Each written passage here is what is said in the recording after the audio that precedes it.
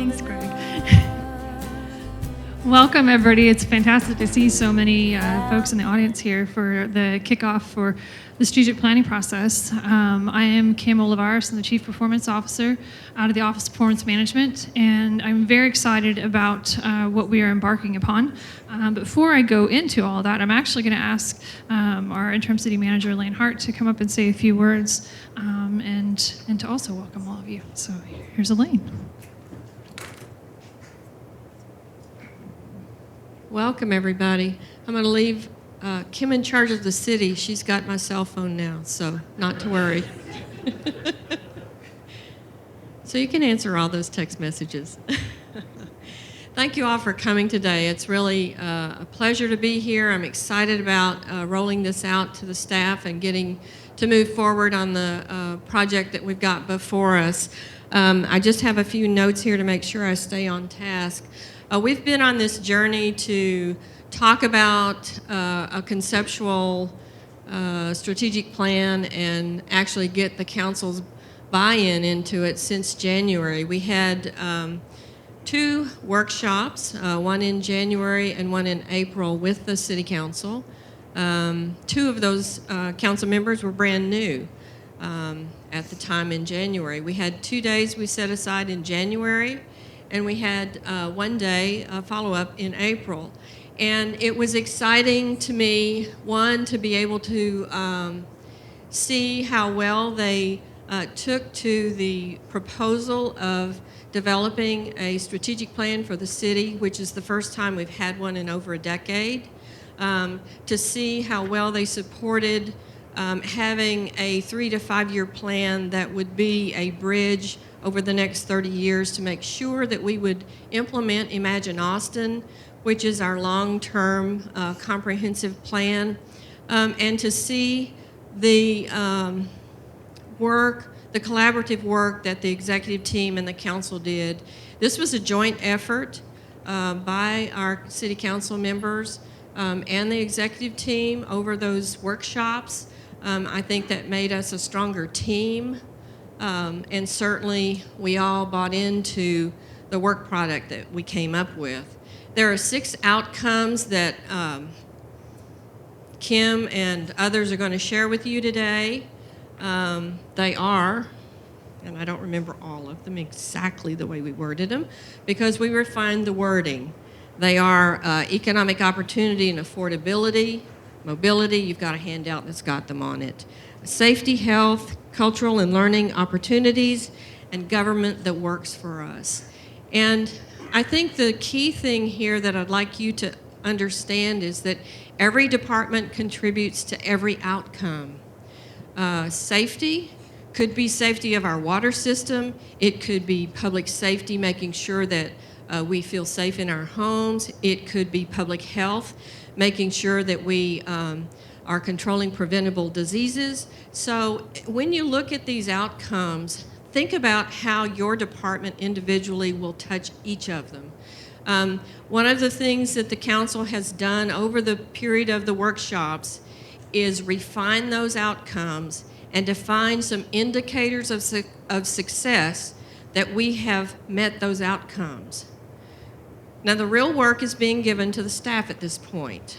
There's an interim period where we're going to go flesh out some challenge statements, some performance measures that'll roll up to the outcomes, as well as to recommend some strategies for meeting the outcomes. And so that is the hard work that's coming next.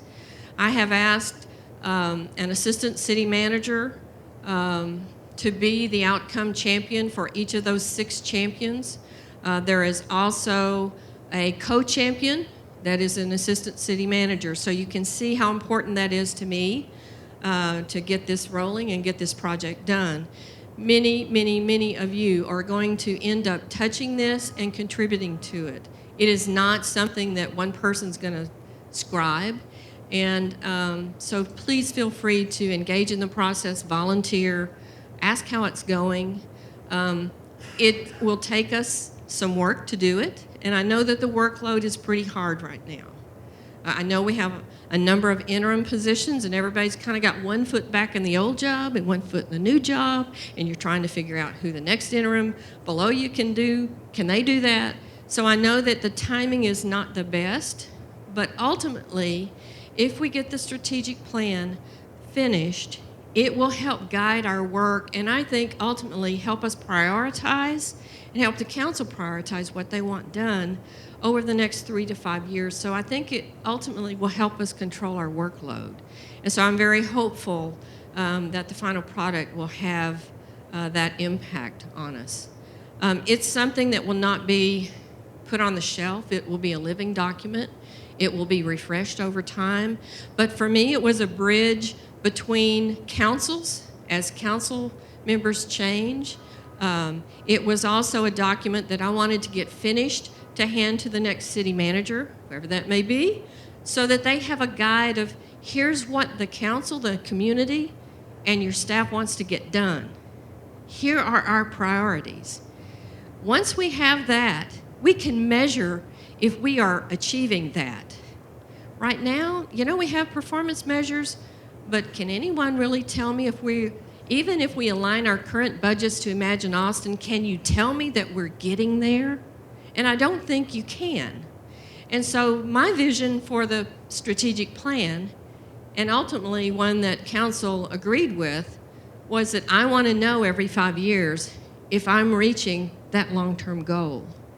And so we're going to use this. It's going to be a heavy lift this year, but as we refresh, it will not be as heavy a lift. But it will allow the council to realign priorities. Think of it as the speed pedal on your car. So you want to get to eliminating homelessness. So how are you going to get there? How are you going to measure you're getting there? And what are your 4, 5, 10 strategies going to be? So at the end of the year 2, you look at where you're at and you say, I'm not getting there fast enough. I want the speed to be faster. And you look at your strategies and say, okay, what can I turn up the dial on? What can I speed up? What resources is that going to take? What am I going to have to put in my budget this year to be able to achieve that? And so that's how ultimately I think this document can be used.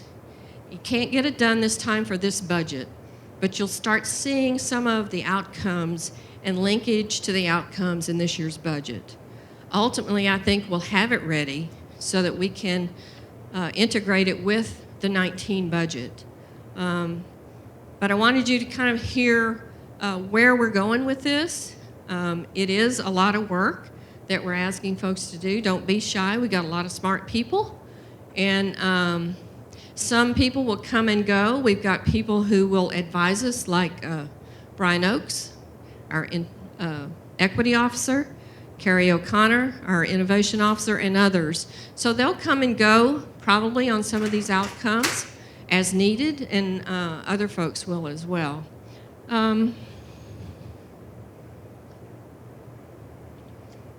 think I've covered everything. I just really thank you for coming today. It means a lot for me, for you to be here. I can tell you that outcomes is in the vocabulary of council. It is in there. If you listen to the meetings, you hear that they are interested in getting this done sooner rather than later. And so it's just really exciting to have the support that we have for this and to have a vision of where it's going to lead us and how we can better align our work to priorities and control our workload that way somewhat. So thanks again. I'll turn the program over to Kim, and I'll tell one joke. She did introduce me. I love these microphones. They know better than to give me one of these stand-up mics. When I worked for Austin Energy, we had a general manager who went to speak to our line employees. We have about 600 employees in Austin Energy that do the electric service delivery, which is the line work. So the GM had gone, and it was not Jackie. He went out there and gave a speech on safety and where the department was going and what the budget was going to include. And at the end of the talk, he said, well, does anyone have any questions? This guy in the very back says, I have a question. He says, you in the back, what's your question? He says, who are you? So I am your interim city manager, Elaine Hart. And I am so very thankful for all that you do every day of your work life. Please be safe this weekend and come back next week rested. Thank you.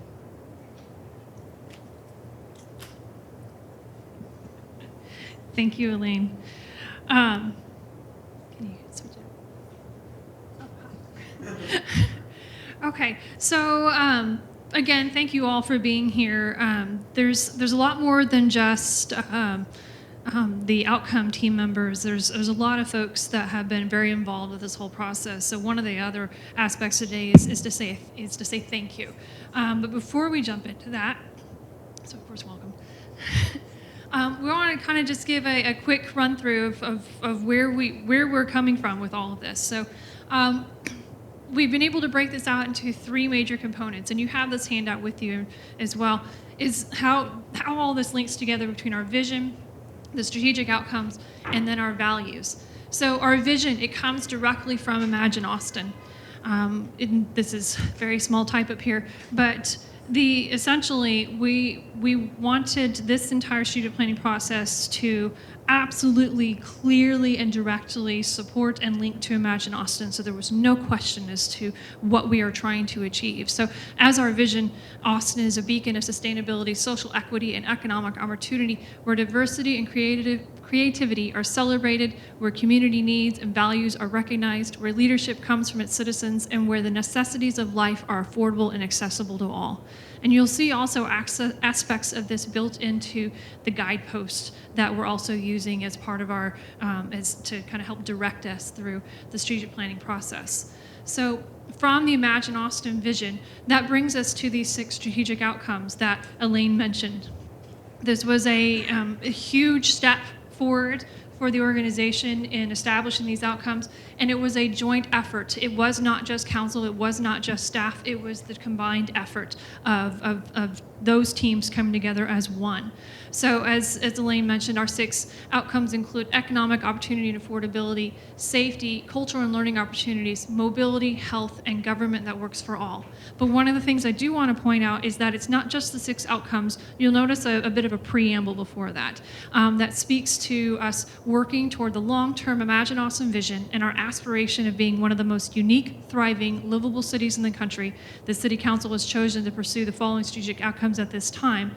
And then it continues to say, together we strive to create a complete community where every Austinite has choices at every stage of life that allow us to experience and contribute to all of the following outcomes. The use of the words every and all are very important and very deliberate in that we're able to see the aspects of equity throughout each of these outcomes. And from there, we also are able to connect into our values as an organization, that being pride. So public service engagement, responsibility and accountability, innovation and sustainability, diversity and inclusion, and finally, last but not least, ethics and integrity. So I'm hoping that by seeing these all together, you're able to see the connection, you're able to see the flow between our vision, our outcomes, and then the values that we use to implement it all. So this has been, like I said, a lengthy but kind of an amazing journey that is still happening. We had, of course, the retreats in January and April where we had council and executive team come together to reach these outcomes, to determine these indicators that leads us to where we are now.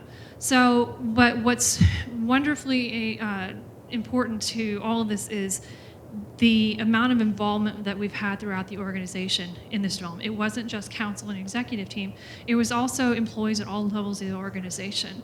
One of the themes that we've strived to be included throughout this process is our desire to be in service to Austinites and each other. But in addition to that, also that everyone is touching the pen. So that means that we've had, whether you're a director or you're an administrative person, you're a program manager or anything in between, We've been involving individuals at all levels of the organization to be part of the development of this plan so far, and we will continue to do so. So I noted those guideposts a little bit earlier. So we have 7 guideposts as we move through this strategic planning process. First, be in service to Austinites and each other. Second, honor and integrate existing contributions, avoiding new layers of bureaucracy. We don't want this to be something new and on top of everything else. We want this to be just part of what we do at all times and integrated into all that we do. Stick to a sound process and practice strategic discipline. Follow a structured approach to solving problems. Consider the needs of today and tomorrow with a boundaryless lens. And then again, next, everyone touches the pen, which unlocks ability, inspiration, engagement. And then finally, learn along the way. As we go through each phase, through every step of this process, we want to take the moment to pause, to look back at what we've gone through, and take advantage of that opportunity to learn from it, to be able to say, you know what, this worked, or this didn't work, and be able to use that as we move forward.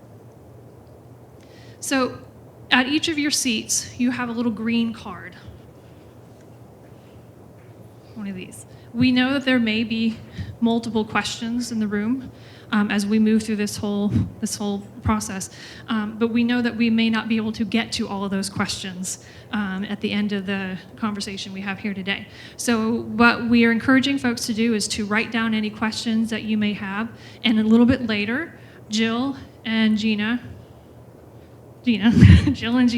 they will come through and collect them from you, and we'll try to answer several of them before we end here today, but we'll also make sure that we answer all those questions regardless, and we post it to our Bloomfire site so that everyone can see what's being asked and see those answers, so no one gets left out or walks away without getting an answer to their question. So we will, in a few minutes, be asking that you hand those back into Gina and Jill.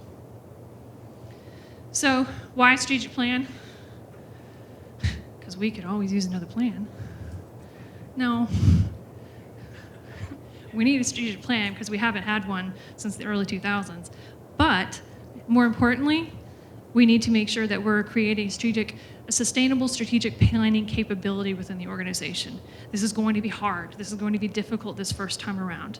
But we're doing it in a way that makes it repeatable. We make it so we're learning from it so that next time around when we need to do a pretty large update our strategic plan, it's no problem. It's a breeze because from this point, moving forward, we've set ourselves up in a way that we're operating in a strategic function. We're learning, we're adaptive, that it's just a case of almost just tweaking as opposed to really a huge redo on the plan. So with that, I'm actually going to invite some of our outcome team members up here to give us some top 5 reasons for this whole process.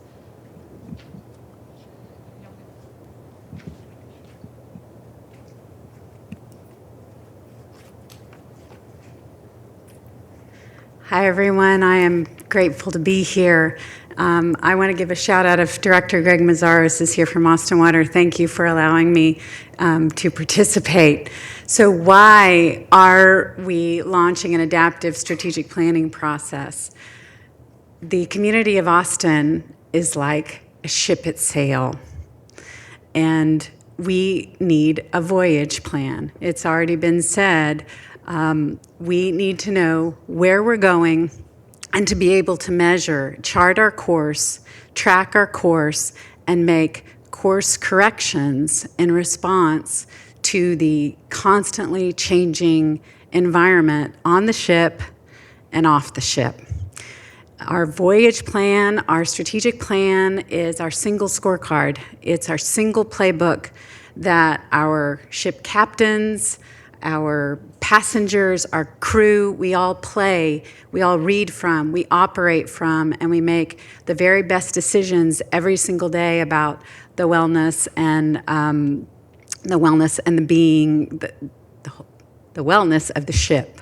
So we need an adaptive strategic plan so that we know if we're getting to that destination together.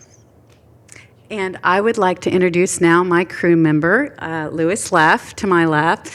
He hails from Atlanta, Georgia, and he is a senior consultant at the Sustainability Office, and he loves to solve complex problems. Oh, what's my name? My name is Molly Bolte, and I work at Austin Water. Thank you.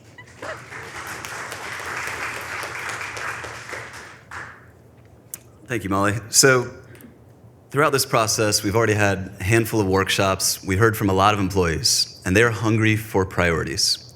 They're hungry for clear priorities. We heard this multiple times, and it's from employees across the organization.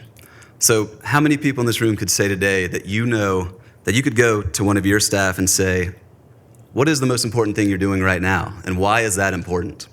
And how many of them would have a quick answer? So one part of this, one goal of this effort is really to make sure that more employees know how their daily work contributes to the larger picture, to the more high-level priorities of this organization. So how might we unleash their talent and inspire them and build stronger engagement between employees and this organization? So that's one part of this effort, and I'd like to introduce Sam Tedford with Planning and Zoning Department. She actually really enjoys the trails and green belts in our city. She's reading Devil in the White City right now, great book. And she knows a couple more languages than I do, Arabic, French, a little Spanish, and Hausa from northern Nigeria. Sam. Thanks, Lewis. Number 3 is to proactively pay attention to all horizons. And Imagine Austin, as we've mentioned, established this vision for our community for the next 30 years. But there's this major leap between our annual business planning and budget process and our long-range community vision. So using an adaptive strategic planning model, we can ensure that we are working towards that vision and planning for it at all time horizons at the same time. Jill likes to use this analogy of personal budget management and planning for retirement while also saving for a down payment or a vacation, all the while managing your monthly bills and expenses. But since the Imagine Austin Comprehensive Plan will turn 5 years old this June and we'll be sending it off to kindergarten in the fall, I'd like to think of it as planning at all time horizons to make sure that our young Imagine Austin plan has the right tools and resources to succeed and is guided and directed throughout its journey so that we can grow up to be the Austin that we imagine. Proactively planning at all horizons means considering how our short-term decisions will affect our community in 5, 10, 20, and 30 years, well after you and I are working and living here even. And throughout our journey and at every stage of decision-making, making sure that we are guided by our community's ideals and values. And now I have the enormous pleasure of introducing our next speaker, Mr. Nelson Anjade, who serves as a community engagement specialist and public information officer at the Office of Homeland Security and Emergency Management. And Nelson sounds like a lovely fellow, though I haven't yet met him until just now. But his favorite thing to do in Austin is just spend time with his family. So let's welcome Nelson.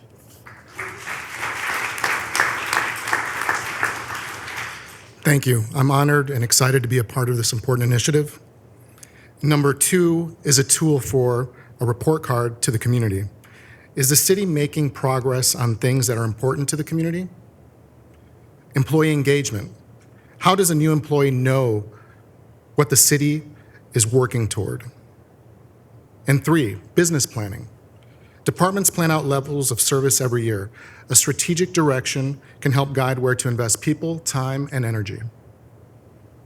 With that, I'd like to introduce Joe Silva, Executive Assistant to Assistant City Manager Ray Ariano. Thanks, Nelson. So the last thing we want to talk about, why do we want to engage in strategic planning? And it's about the payoff. We first have to acknowledge that this is going to require a lot of time and investment on our employees. Going all the way from the council and mayor to their staffs, to the city manager and her executive team, down to the members of the outcome teams, as well as those folks in their home departments who have to carry the load while they're working on this.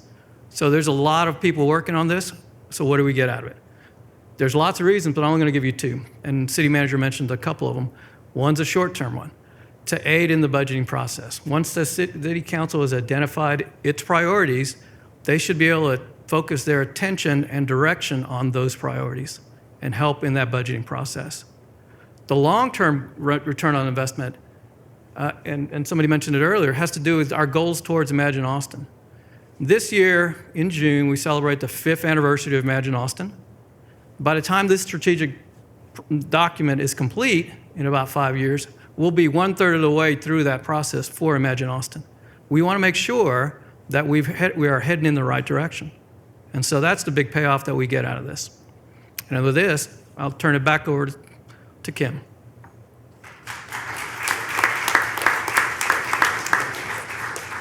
Thank you, all of you. It was wonderful. Appreciate it. So, as I mentioned a little earlier, this process has not been done with just a very small group. It's been done with a huge team of folks from throughout the organization that we're incredibly grateful for. So I wanted to take a moment to acknowledge those individuals and provide great thanks to them. First, all of the outcome workshops that we have with employee groups. If you participated in one of those outcome workshops, can you please stand up? I've seen several of you here. Yes. Isn't that awesome? So you helped shape our no, keep standing up. Don't sit down. Y'all are important. Stand up.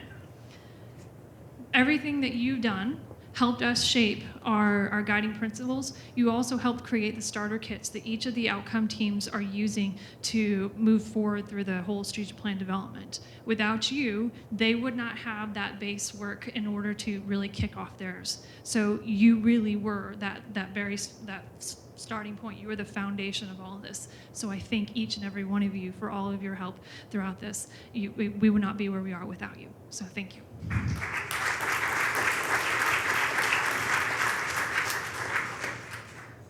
And then we also had a group that worked on a design workshop for our operating model. I know there's several of you in here. Will you please stand up? So this was a small yet mighty group that basically the thought process was, okay, we have a strategic plan, but how do we make sure that we're set up in a way that we can truly be successful with it, that we're able to impact various processes, whether it's the budget or day-to-day operations of the organization. What can we do to make sure we're set up for success? You guys started that conversation. You set us on an incredible path. So again, thank you to all of you for your work, because you've started a whole new way of thinking for the organization. Thank you.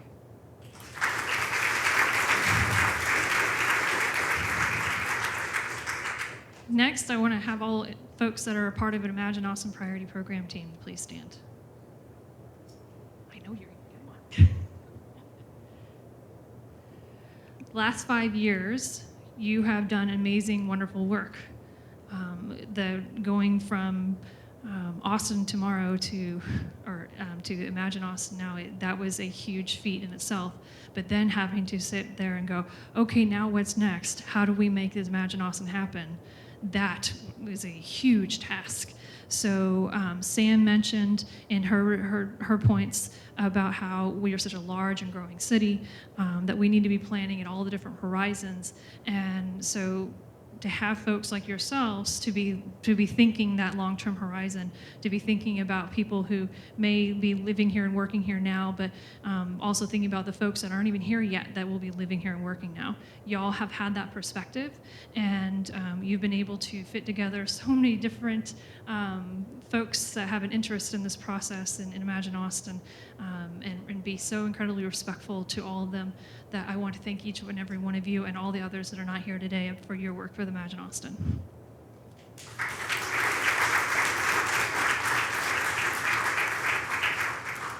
And next, I need to take a little moment of privilege here and thank my team. Performance Management Office, we got created about 1.5 years ago, and we were essentially starting from scratch. Yes, we've had a performance measurement program for a while, but the full-scale concept, that was all from scratch. And I have 4 amazing people that I get to work with day in and day out that I am incredibly grateful for, that you can see up here on the screen. And most of them are here in the room, and so I wanted to give you guys a chance to stand up and be recognized, because what's happening here would not be happening without y'all too. So please, thank you, stand up.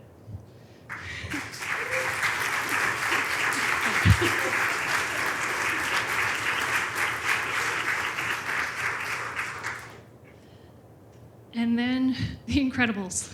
So you'll hear us reference this term regularly throughout the whole process of these folks that bring amazing, wonderful skill sets to the table throughout the development of the strategic plan.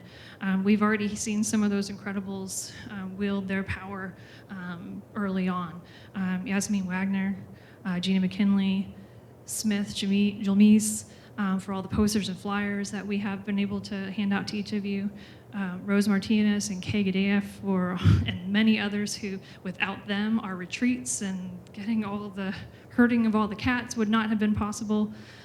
We've had folks with an innovation office that have been really great in working with our outcome or with our employee outcome workshops and things to when it comes to helping with problem solving. So, and there's going to be many, many more of you. So I want to thank all of you for your assistance in the process so far and the process to come. So thank you.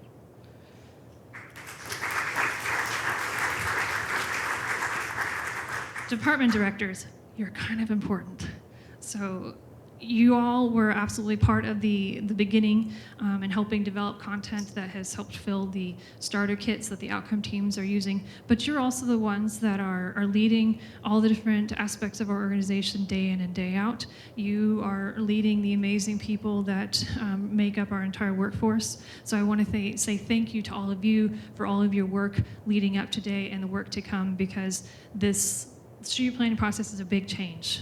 This is a big ask, and I recognize that, and I'm very thankful to each and every one of you for allowing your staff to be a part of it, because it's something that I think is very important for all levels of the organization to be a part of, but they wouldn't be able to be a part of it were it not for you. So thank you, directors.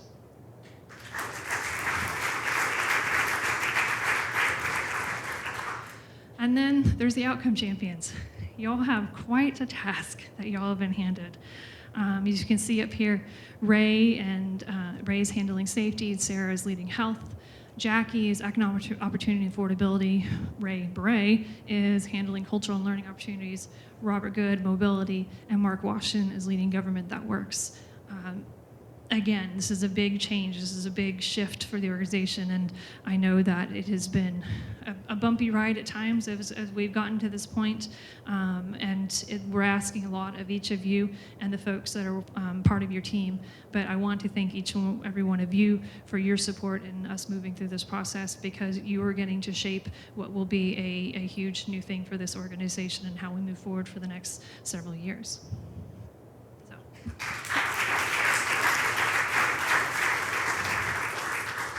Last but not least, City Manager's Office.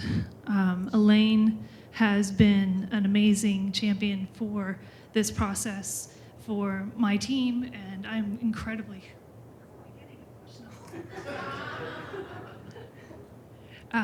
moving into this role was a very exciting step for myself, and it's gracious. I'm very grateful to her support, and then Ed's as well, but very grateful to Lane, and then also to your partners in crime, Jason and Rose, because we're constantly in their ear asking for time, and they make it happen, and they've made many other things happen. So thank you for your support. Thank you for putting up with us, and it's a pleasure to work for you.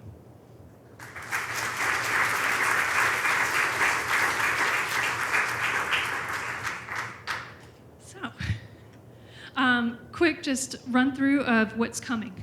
How are we creating the strategic plan? So, of course, this is a staff-driven but council-informed process. Council had a great deal of involvement as we moved through the retreats in January and April, but now it's in our hands as staff. We are tasked with developing and forming this plan.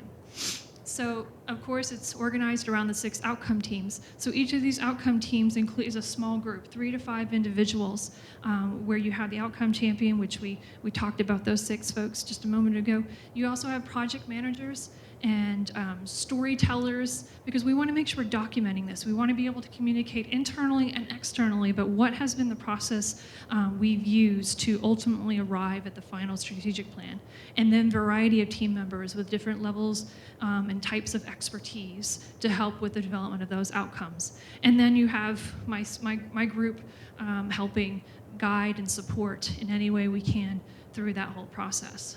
So we have it broken out into kind of 3 chunks. Instead of trying to do all 6 at once, we're starting out with safety and health, and then a little bit of overlap with culture and learning and economic opportunity, and then moving into mobility and government that works. The reason we're doing that is that allows for these first 2 teams to kind of go out and take the charge and start seeing what works, what doesn't, and then they're able to report back to the other 4 and tell them, here's what works, here's what doesn't. And so it's another learning opportunity for us as we move through this process. And it also allows us to kind of space out the work to a certain degree. Ultimately, though, we're aiming for completion around the end of the year, the very start of the next year, and then it's in council's hands again for them to adopt. So right now, we're in that team formation for health and safety, and there we're going to be working on using those starter kits of all this base information to be able to figure out, okay, what are the major themes, what are those insights we can make, where do we have some gaps that we might need to fill in, and then moving into the next phase of defining those critical issues and those challenge statements that we're trying to achieve, that we're trying to solve. So what are we solving for? And then also developing what are the metrics that tell us whether or not we're solving for them.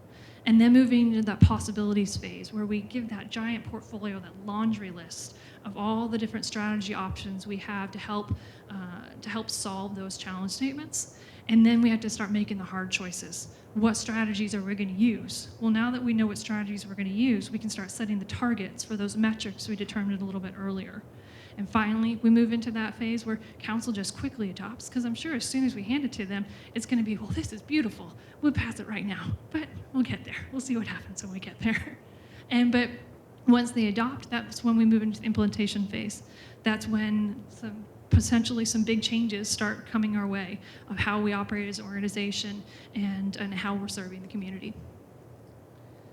We want you all to stay connected throughout this process. So you see here a little bit of a screenshot of our Bloomfire site. So austinstrategicplan.bloomfire.com. We are constantly posting content to that page about where we've been and where we are going. So I encourage you to go check that out, bookmark it, because it will be a huge resource for you as we move through the development of this plan. We're also working on a mechanism to pull other folks into this process that are either interested to just keep informed or they want to have a part in it.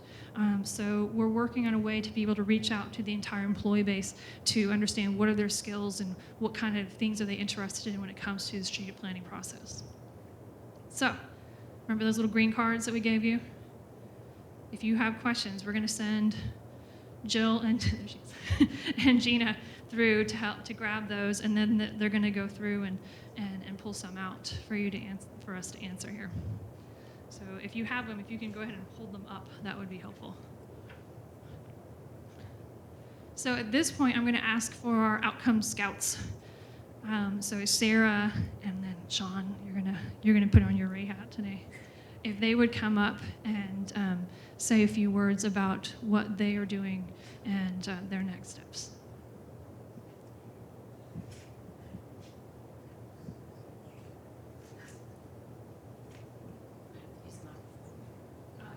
Okay. Oh, it's being recorded. Okay. So, thank you, Kim, and thank you to Kim and Jill and the rest of the staff for all the great work. Oh, they have a picture of us. And look, it was just taken a few minutes ago.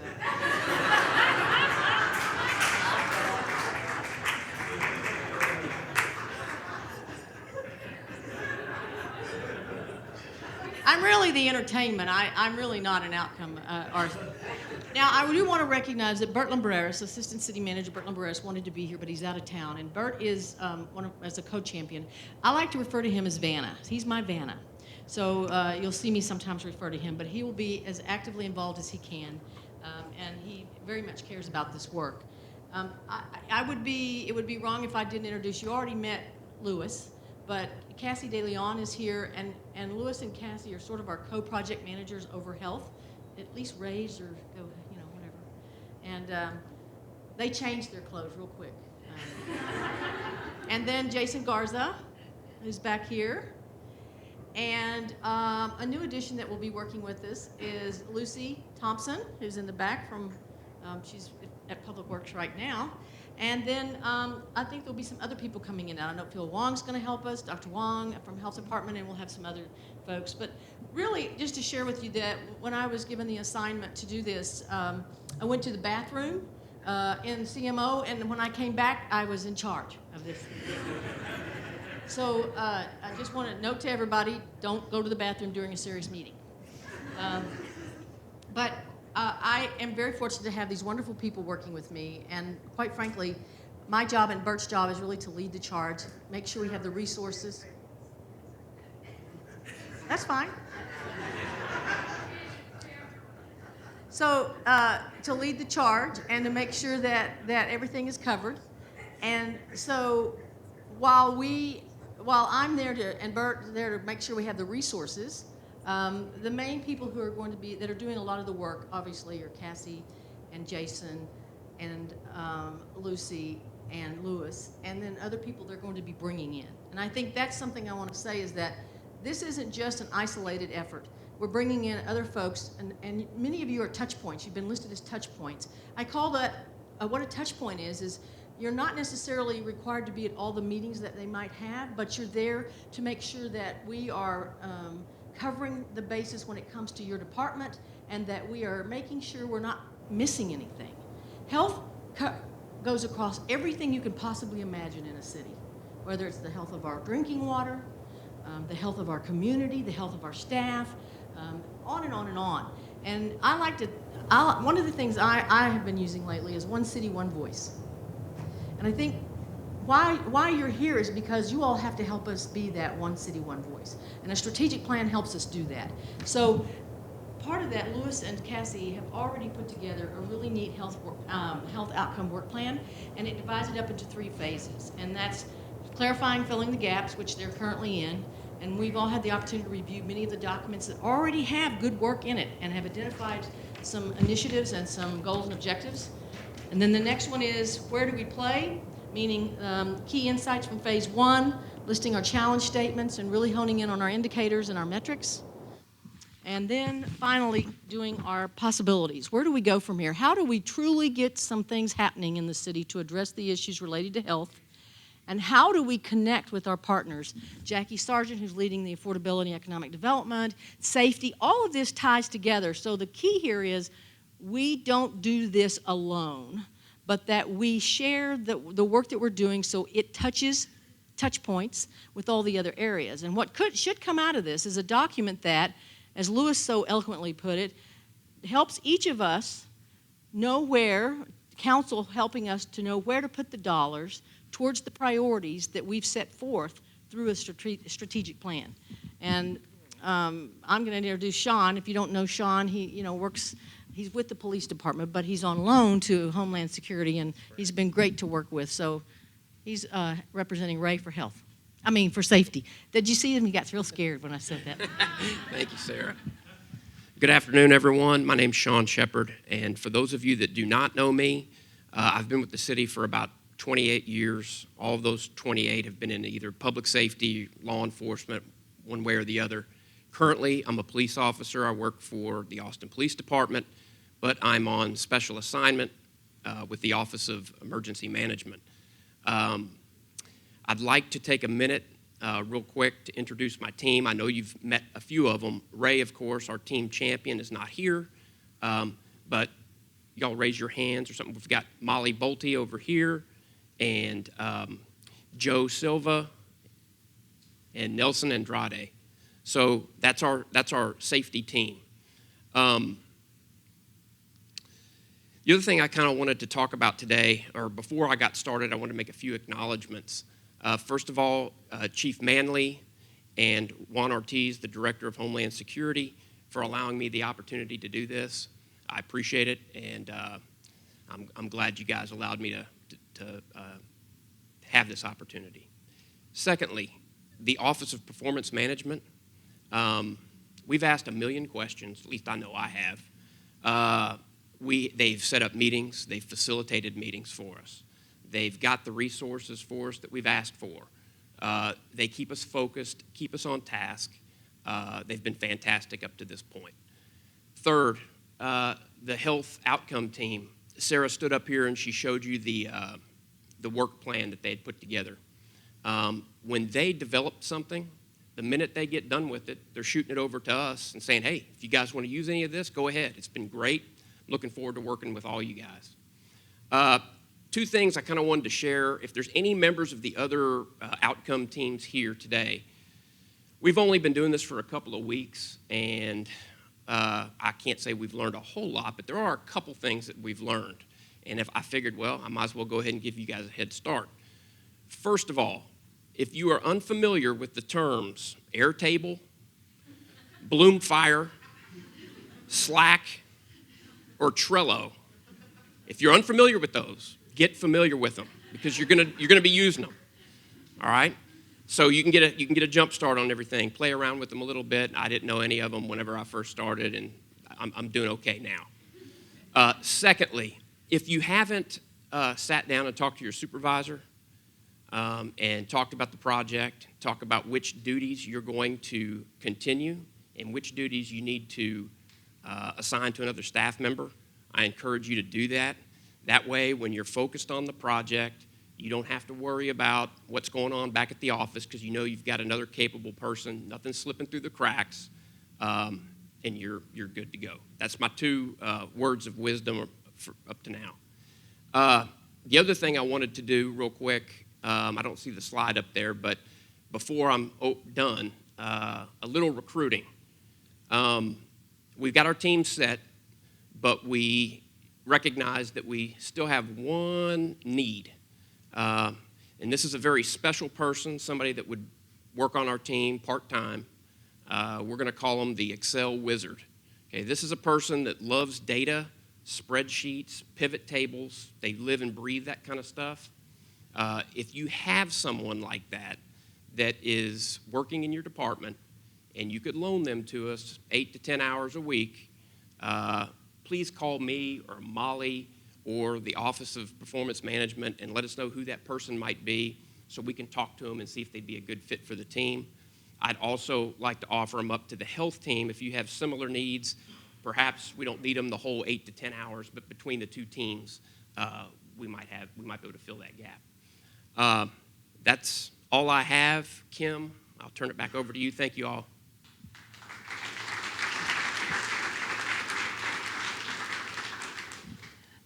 Thank y'all. That was great. So we got a healthy stack of questions. We're not going to be able to cover all of them, but I do have a few of them. The first one is, how can we ensure that this process does not duplicate the work of the Imagine Austin Priority Program teams? Excellent question. So obviously, as we've stated several times, this strategic plan is meant to help us arrive at Imagine Austin in the long term. We've already been having extensive conversations with Matt Dugan and the priority program team champions to make sure that we're all on the same page to help us understand what's been happening on the Imagine Austin side, what's happening on the strategic plan side. We also anticipate involving the priority program teams during this development process to be working with each of the outcome teams through like educating them, providing presentations, things like that to help those outcome teams understand what has happened, what's happening, things like that, so it can all get integrated in and it doesn't become duplicate. Okay. Next one is, if we want to be involved as a member of one of the teams, how do we go about doing that? We are working on a mechanism, like I mentioned before, to allow folks to express their interest to be able to get involved with this, and we'll be able to provide that information as either a potential team member or a touch point throughout this process. We'll be able to provide that to those outcome teams. But we absolutely do welcome folks expressing their interest, and we'll be sending out a means to do that here very shortly. What is the relevancy of our existing performance measures if they might change? We have a lot of performance measures. We have a couple thousand of them. I mean, they're all various levels of detail. Some of them are very high-level outcome-based, and some of them are very down-in-the-weeds output, like how many widgets are we producing per quarter kind of a thing. They all have importance depending on what they're being applied to. If we're doing some analysis for a process improvement project, those really detailed type of measures are incredibly important for us to do all kinds of really awesome calculations to figure out how long it takes us to do things and things like that. So the measures that we have now are absolutely important and will remain to be important because departments are using them in a variety of ways, not just for a strategic plan or for the budget process. They're using them all throughout the organization to be a good check on how things are going. But we do recognize that we have the ability to improve those measures that we use as for high-level reporting purposes, kind of those dashboard type measures. So that's what we'll be able to take a really good, strong look at during this process to make sure that those measures are accurately reporting how well or not well we're doing to achieve these outcomes. And the last one, why not involve City Council earlier in the planning process instead of waiting for them to accept or reject the final project? Is there a way to involve them earlier so iteration can happen? Yes. I didn't go into all those details, but as we move through those different phases of the whole strategic planning process, we will have a number of touch points with City Council. For example, once we develop the challenge statements, once we develop the metrics, so we'll be able to come back to them to show them what's happening so they can be able to give us feedback and we can make adjustments right there on the spot so that we're not waiting until the very end to either get yes or no. Okay. So all the other questions that I didn't necessarily answer right now, we will answer them, and then we'll post it all to the Bloom Fire site. Okay, so last, we want you again to stay connected through this whole process. AustinStrategicPlan.bloomfire.com. That is going to be the hub of this whole process. So please bookmark that and visit it frequently. That is all I have, but again, I want to thank everybody here that came, everybody who has, had a role at various points during this process. You all are amazing assets of this organization. You're what keep the wheels turning on the bus here. So thank you for all that you do. What time is it right now?